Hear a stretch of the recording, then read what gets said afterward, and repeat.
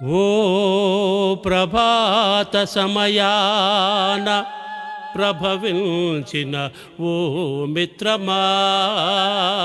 గదిలోనేనా ప్రపంచంలోనే ఒంటరిగా నిలిచిపోయిన ఫీలింగ్. బట్టలు మార్చుకొని రూమ్కి తాళం పెట్టి బయటకు వచ్చాను. ఎక్కడికి వెళ్ళాలి, ఎవరిని కలవాలి, ఎవరికి చెప్పుకోవాలి, ఏమని చెప్పుకోవాలి? వాళ్ళింటికి వెళ్ళాను.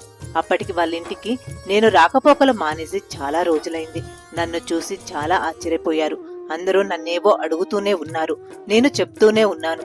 చాలాసేపటి వరకు, దాదాపు రాత్రి 11 వరకు అలా కూర్చునే ఉన్నాను. అప్పుడెవరో నన్ను తాకి అరే జ్వరం వచ్చింది అని మాత్రలు తెచ్చి నీళ్లు తాగించారు. అప్పుడిక బోరుమన్నా. ఇక రాయలేను. ఆ రోజుల్లోకి వెళ్ళి ఇంకాసేపు ఉండలేను. నువ్వు ఇన్ని రోజుల నుంచి నా ఉత్తరం కోసం ఎంత ఎదురు చూస్తున్నావో ఊహించగలను. ఎప్పటికప్పుడు నీకు ఉత్తరం రాయాలని అనుకుంటూనే రాయలేకపోతున్నా. మొదలుపెట్టి విపరీతమైన తలనొప్పి తెచ్చుకొని విఫలమైన. గాయం కొంత మానాక రాద్దామనుకున్నా.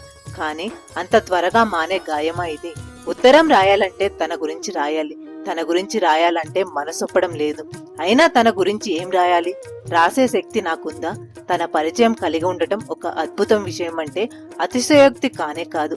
పరిచయం అనే అద్భుత విషయం అయితే తన జీవితాన్నే పంచుకోవటం ఏ మాట సరిపోదు. తనని పెళ్లి చేసుకోవడం అంటే ముందు కొంచెం వెనక ముందాడాను.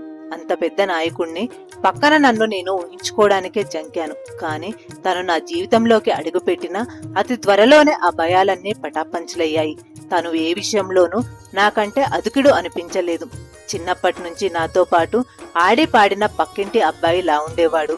రాయాలంటే మనసొప్పడం లేదు. తను నా వైపు చూసిన మొదటి చూపు, మొదటి కరచాలన స్పర్శ ఎంత ఫ్రెష్ గా అనిపిస్తాయో. కొన్ని క్షణాల క్రితమే జరిగినట్టు మరెప్పుడో తనను గతం చేసి ఎలా మాట్లాడాలనిపిస్తుంది. అయినా తప్పదు.